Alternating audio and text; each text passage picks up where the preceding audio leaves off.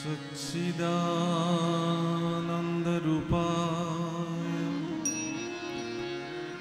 विश्वोत्पत्त्यादिहेतवे तापत्रयो विनाशाय श्रीकृष्णाय वयं नमः।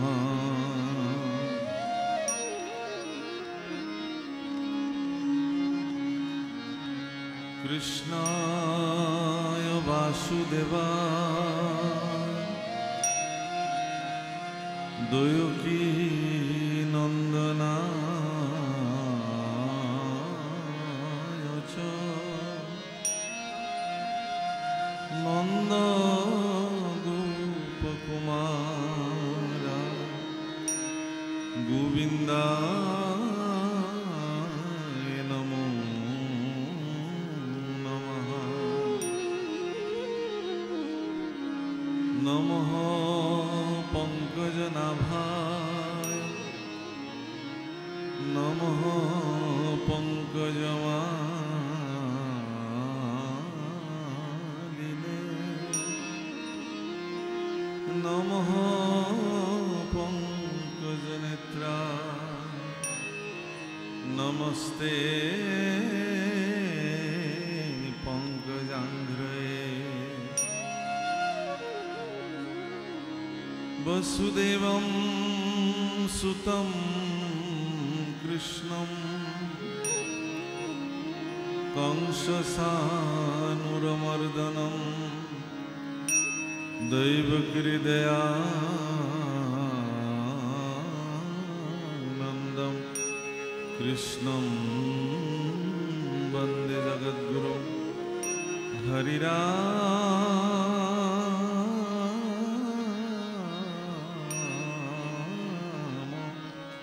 राम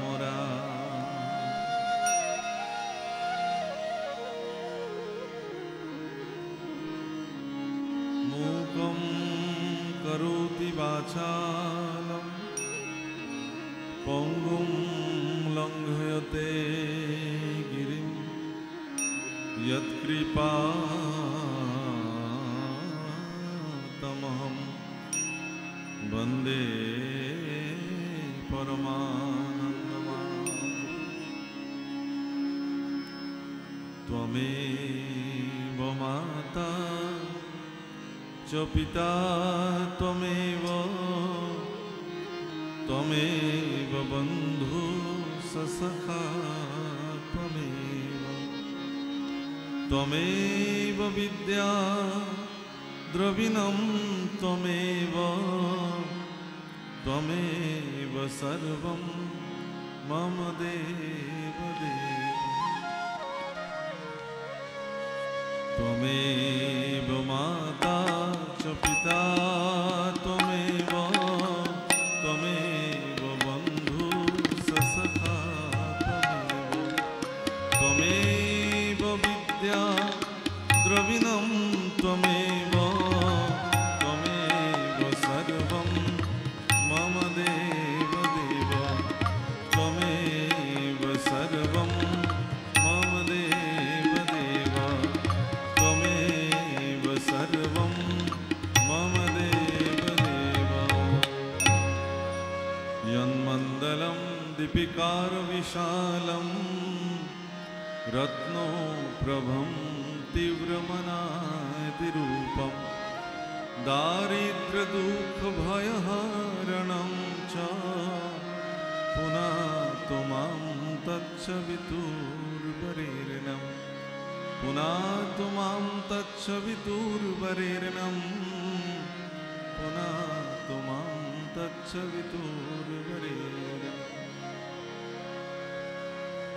वंशाकल्पतरुभ्यश्च कृपा सिन्धुभ्यैव च पतितानां पावनेभ्यो वैष्णवेभ्यो नमो नमः। जय गुरु शंकर সৰ্বগুণাকৰ যাকে নাহিকে উপাম তুহাৰি চৰণ কৰেনু শতকোটি বাৰে কৰু প্ৰণাম শংকৰ মাধৱ ভেদ ঈশ্বৰ গুৰু নাহি দুই টুপৰ দুহান নামক কীৰ্তন কৰিয়া কৃতকৃত্য হুয়ে নৰ তোমাৰ চৰণ সেৱাৰ গোবিন্দ নজানো একো উপায় যিমতে সেৱাত ৰহিব কৰোণা কৰিতে হৰি যোৱাই পৰম সেৱাৰ স্থলীৰ কৃষ্ণ সূৰ্য নাম সমাজৰ দ্বাৰা আয়োজিত এই মহাপাল নামৰ পবিত্ৰ প্ৰাংগণত আপোনা সব সজ্জনসকলৰ শ্ৰীচৰণত আমি অভাজনে কোটি কোটি প্ৰণাম নিবেদন কৰিছোঁ সমস্তজন হে মোৰ শ্ৰদ্ধেয় বাপসকল আইসকল ভগৱন্ত পুৰুষৰ কৃপা যেতিয়া সৰুগত হয় তেতিয়াহে এনে মংগল অনুষ্ঠান আয়োজিত হয় অনুষ্ঠানৰ প্ৰাৰম্ভণিতে এই অনুষ্ঠানৰ যিসকল উদ্যোক্তা যিসকল কাৰ্যকৰ্তা যিসকলৰ দান বৰঙণি শাৰীৰিক মানসিক শ্ৰমৰ দ্বাৰা এই অনুষ্ঠান সম্পাদিত হৈছে সকলো জনৰ প্ৰতি আমি কৃতজ্ঞতাৰ সেৱা নিবেদন কৰিলোঁ আমাক আজিৰ এই অনুষ্ঠানত কৃষ্ণ কথা কোৱাৰ সুযোগ দিয়াৰ কাৰণে আমিবিলাক বহুত ভাগ্যশালী বিশেষকৈ আমি উত্তৰ পূৰ্বাঞ্চলৰ লোক মহাপুৰুষ শংকৰ মাধৱ হৰি দামোদৰ এই চাৰি গুৰুৱে এইখন পবিত্ৰ ভূমিক আৰু অধিক পবিত্ৰ পাৱন কৰি তুলিছিল বৈকুণ্ঠত দেৱতাসকলে অত্যন্ত গুপুতভাৱে পেৰাত বন্দী কৰি ৰখা হৰিনামক মহাপুৰুষ কৃপালু গুৰু শংকৰে ধৰাধামলৈকে বোৱাই লৈ আহিছিল তাকে আমি পুনতে স্মৰণ কৰিছোঁ মহাপুৰুষ মাধৱদেৱৰ ভাষাৰে হৰিনাম ৰখে বৈকুণ্ঠ প্ৰকাশে প্ৰেময় অমৃতৰ নদী শ্ৰীমন্ত শংকৰে পাৰ ভাঙি দিলা শ্ৰীমন্ত শংকৰে পাৰ ভাঙি দিলা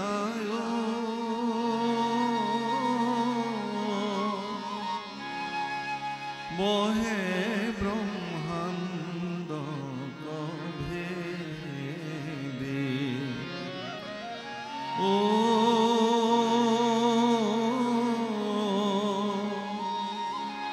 বহে ব্ৰহ্মাণ্ড ভেদে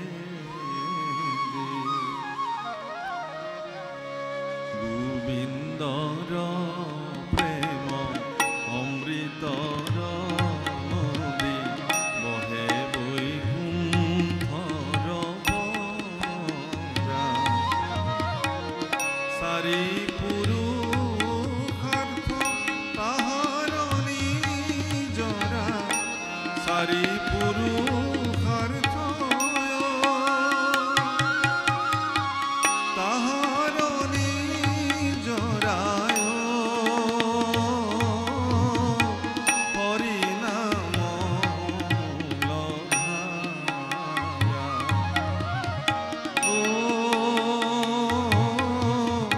হৰিনাম লধাৰা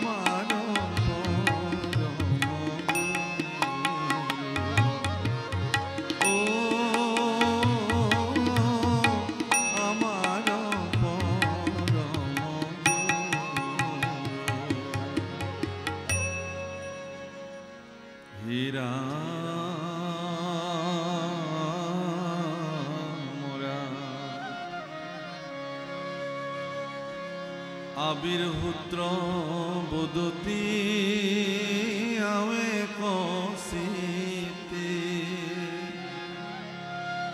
ও শুনিও কমহাৰথ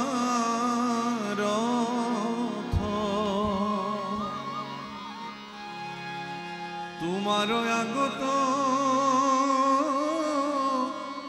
কৰিব বেকত পৰম সুগম পথ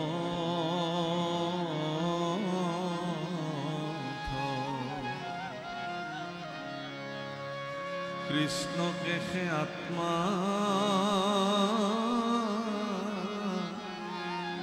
ঈশ্বৰ বুলিয়া ও ধৰিছে যিটো ভকতে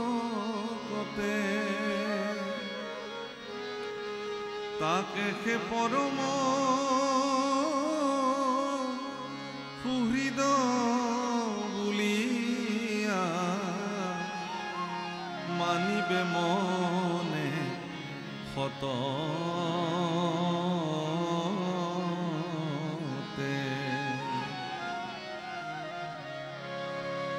ভকতে সহিতি এক কৰি প্ৰীতি কৰিয়া একত্ৰ সংগে কৰিব আলাপ দূৰ হৈবে পাপ গাইব হৰি গুণ ৰংগে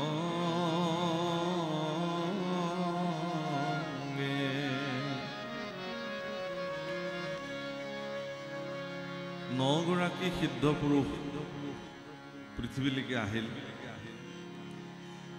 কবি হবি পিপ্পলায়ন প্ৰবুদ্ধ আবিৰ্ভূত্ৰ দ্ৰমিল সমহ কৰভাজন প্ৰমুখ্যে এই নগৰাকী সিদ্ধ পুৰুষে আহি মহাৰাজ নিমিৰ ৰাজসভাত উপস্থিত হ'ল আৰু মহাৰাজ নিমিয়ে তেওঁলোকক 9টা বিশেষ প্ৰশ্ন নিবেদন কৰিলে আৰু সেই প্ৰশ্নসমূহৰ যথোচিত 9গৰাকী সিদ্ধ পুৰুষে উত্তৰ দিবলৈ যাওঁতে আজিৰ যিটো অধ্যায় আমি ইয়াতে বেকত কৰিছোঁ ইয়াত আবিৰ্ভূত্ৰ নামৰ সিদ্ধ পুৰুষগৰাকীয়ে ভক্তিৰ অত্যন্ত সুগম পথ এটি তেওঁ নিজ মুখে ব্যক্ত কৰিছে আৰু এইটো ক'বলৈ যাওঁতে প্ৰাৰম্ভণিতে আবিৰ্ভূত্ৰ নামৰ সিদ্ধগৰাকীয়ে বহুত এটি গুৰুত্বপূৰ্ণ কথা উল্লেখ কৰিছে কৈছে যে কৃষ্ণকে আত্মা ঈশ্বৰ বুলিয়া ধৰিছে যিটো ভকতে তাকে সে পৰম সুহৃদ বুলিয়া মানিবে মনে সত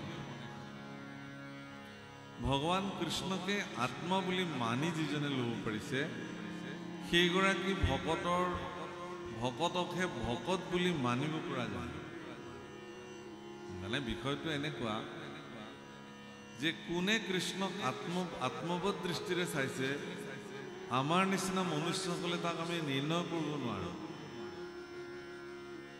এখেতে কৃষ্ণক আত্মা বুলি মানিছেনে নাই এই কথাটো আমি এখেতক দেখিলে অনুভৱ কৰিব নোৱাৰোঁ বা মই নিজেই ভগৱান কৃষ্ণক আত্মা বুলি মানিছোনে নাই এই কথাটো আপোনালোকে ঠাৱৰ কৰিব নোৱাৰে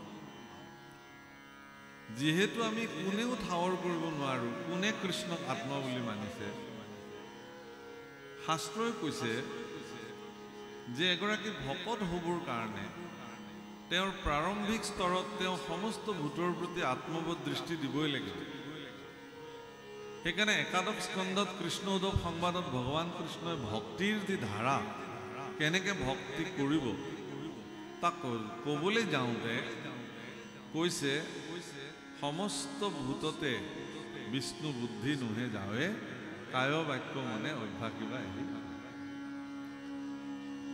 ও সমস্ত ভূততে আত্ম বুদ্ধি নুহে যাৱে কায় বাক্য মনে অভ্যাসিবায়ে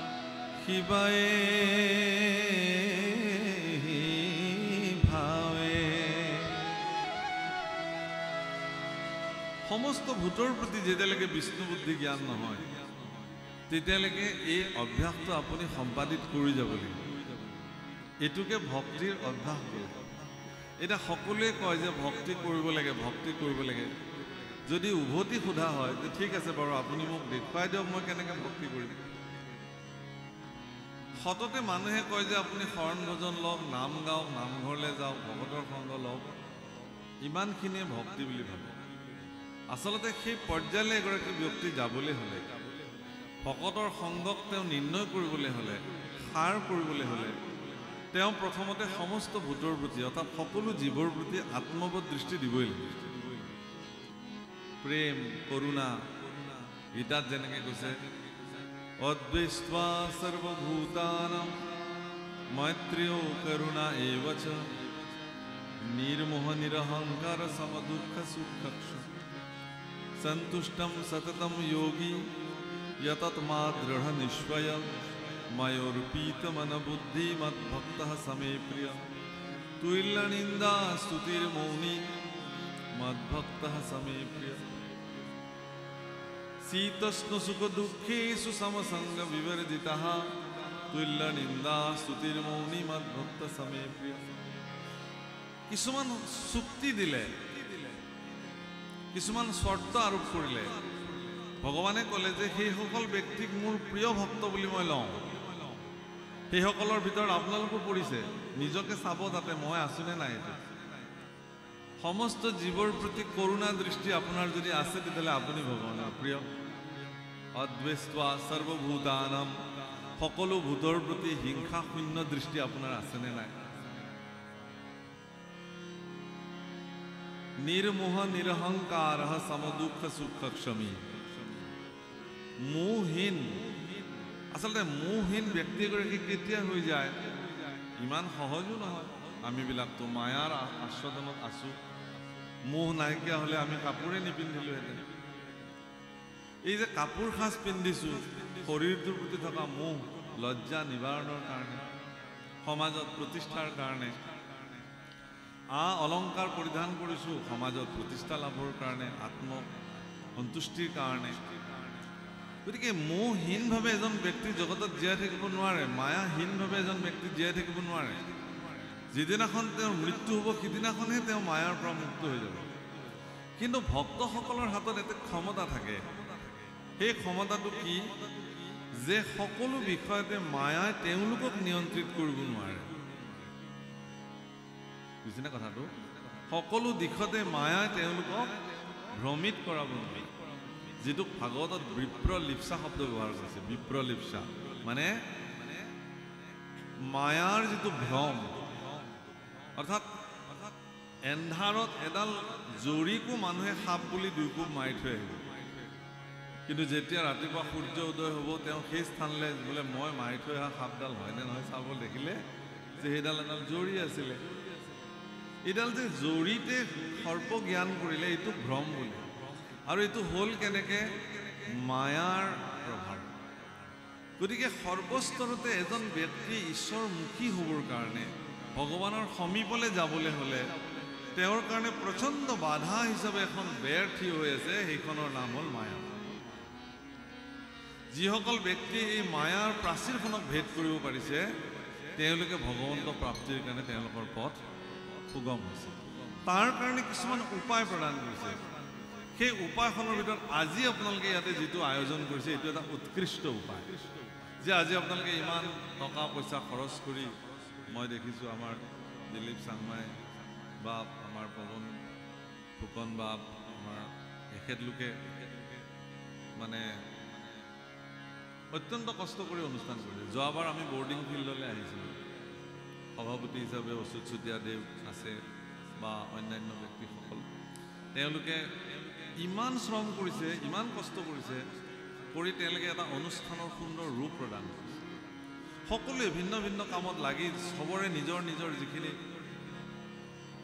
মানে কাৰ্য সেইখিনি কৰিছে। তেওঁলোকে কিহৰ কাৰণে কৰিছে, তাৰ পৰা লাভ কি হ'ল? তেওঁলোকে এটাই লাভ হ'ল কি, যে সহস্ৰ সহস্ৰ মানুহে এটা নিৰ্দিষ্ট স্থানত গোট খাইছে আৰু তাত গোট খোৱা সেই সহস্ৰ সহস্ৰ মানুহৰ সেইখিনি সময়ত এটাই সকলোৰে চিন্তা যে আমি তালৈকে যাম, ভকতৰ সংগ পাম, নাম পাম, ঈশ্বৰ দৰ্শন।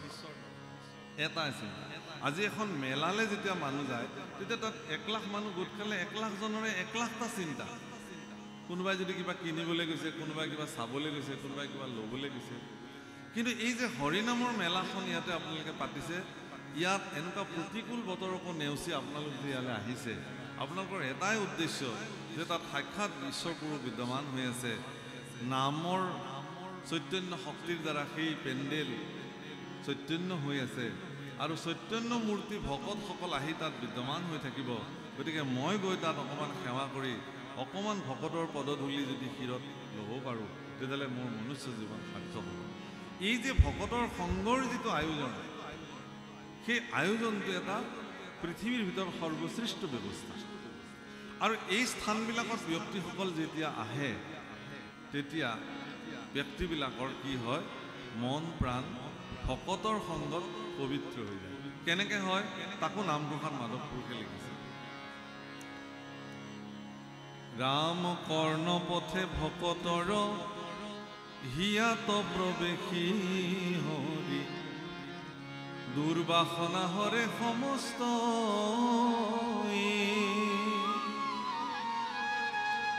জলৰ যতে কোমল যেহেন শৰত কালে, স্বভাৱতে নিৰ্মল কৰ।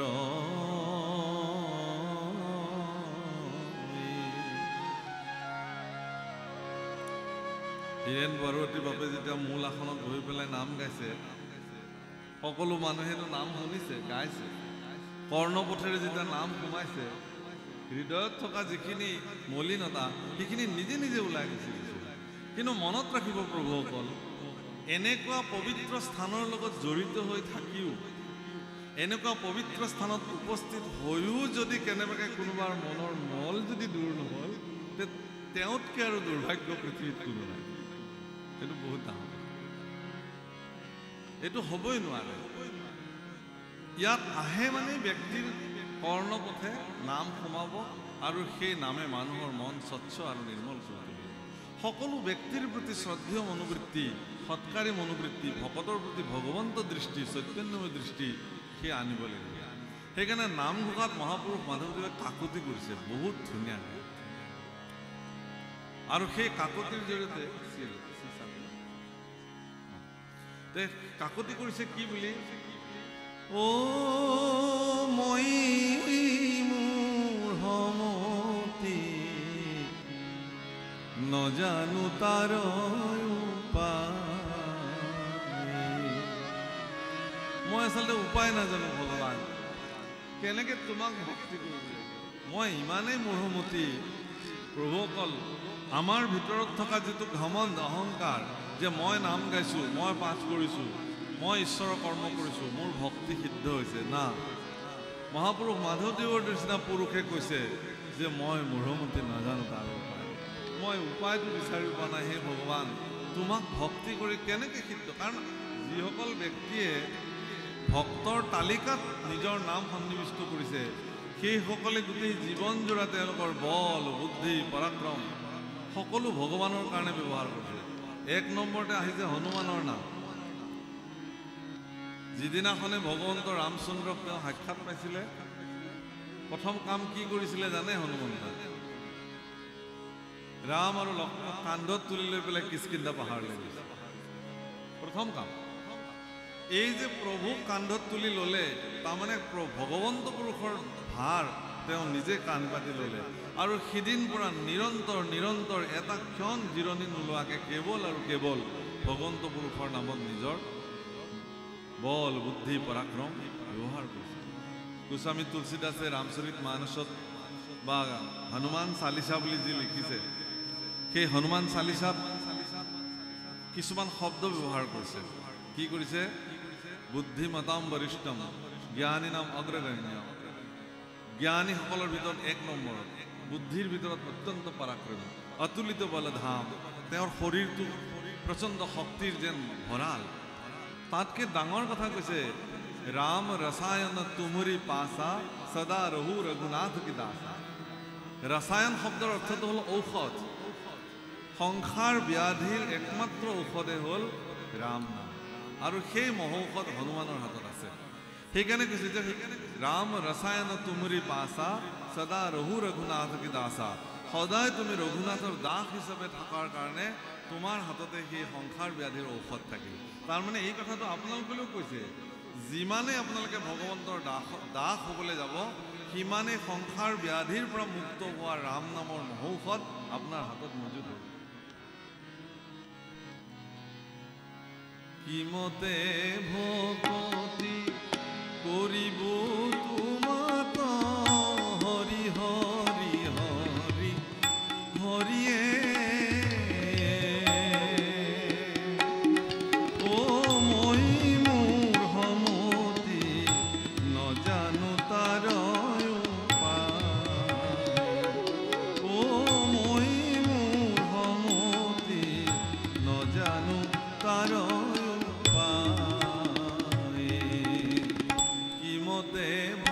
ভকতি কৰিব তোমাত হৰি হৰি হৰি হৰিয়ে ও মই মোৰ সমতি নজানো তাৰ ও মই মোৰ সমতি নজানো তাৰ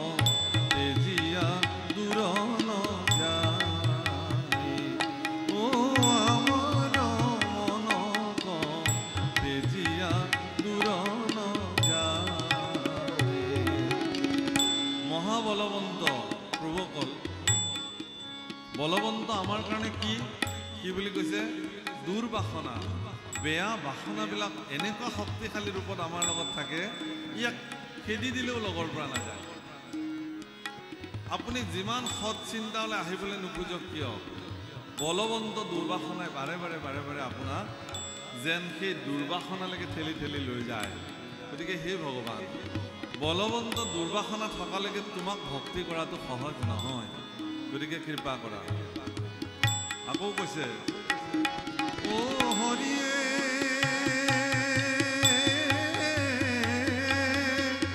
তোমাৰ মায়াই মন মোহি আছে হৰিয়ে ও অজ্ঞান আন্ধাৰে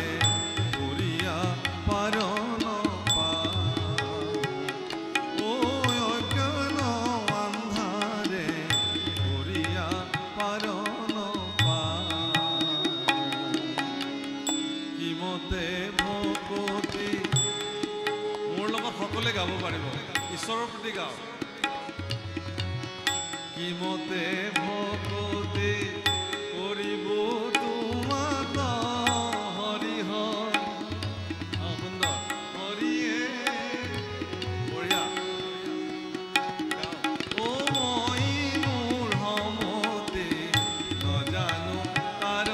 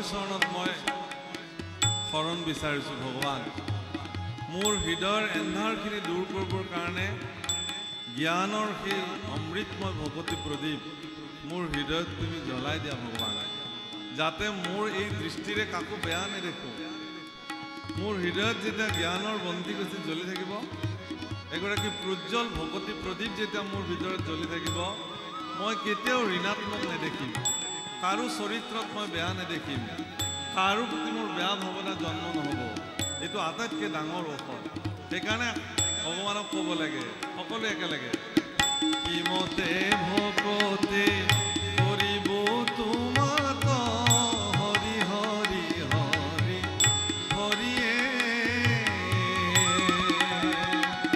ও মই মোৰ সমতে নজানো তাৰ উপায় ও মই মোৰ সমতে নজানো তাৰ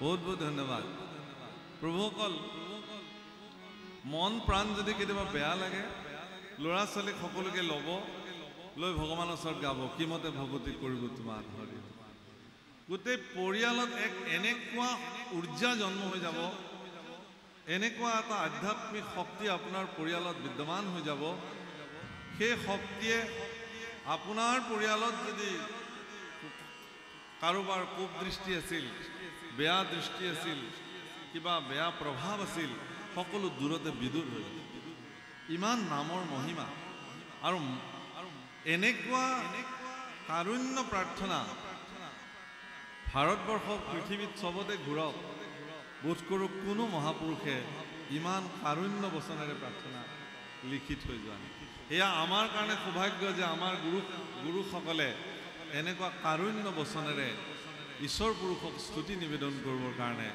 এটা ব্যৱস্থা আমাক দি থৈ গৈছে গতিকে ইয়াতে কৈছে সেইকাৰণে যে ভকতে সহিতি কৰি এক প্ৰীতি ভক্তৰ সহিতে প্ৰীতি কৰি একত্ৰ সংগে আলাপ কৰিব লাগে ঈশ্বৰৰ গুণ গাব লাগে ৰংগে তেতিয়া কি হ'ব বুলি কৈছে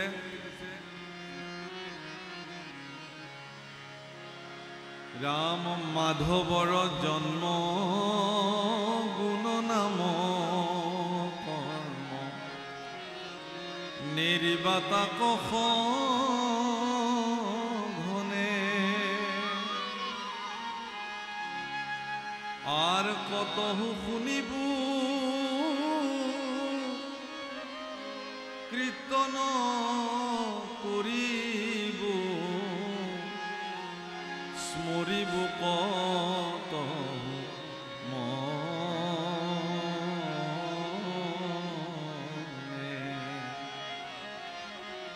কেতিয়াবা কৃষ্ণখন শুনিব লাগিব, কেতিয়াবা মনতে স্মৰণ কৰিব লাগিব, আৰু যদি সুযোগ পোৱা যায় একেলগে কীৰ্তন কৰিব লাগিব, বা কোনোবাই যদি শুনিব খোজে আপুনি একান্ত চিত্তে কৃষ্ণ গুণ গাব, আৰু কোনোবাই যদি কৃষ্ণ গুণ একান্ত চিত্তে গাই আছে আপুনি একান্ত চিত্তে শ্ৰৱণ কৰক। কওঁতাও নাই শুনোতাও নাই, তেতিয়াহ'লে স্মৰণ কৰক। মায়াৰ আস্বাদনত থাকি কেৱল আমিবিলাকে ভগৱান কৃষ্ণৰ নাম যাতে ল'বলৈ নাপাহৰোঁ। ৰাম নাম নললো, হৰি নভজিলো, কি কাম কৰিলো আমি ৰাম ৰাম। ৰাম নাম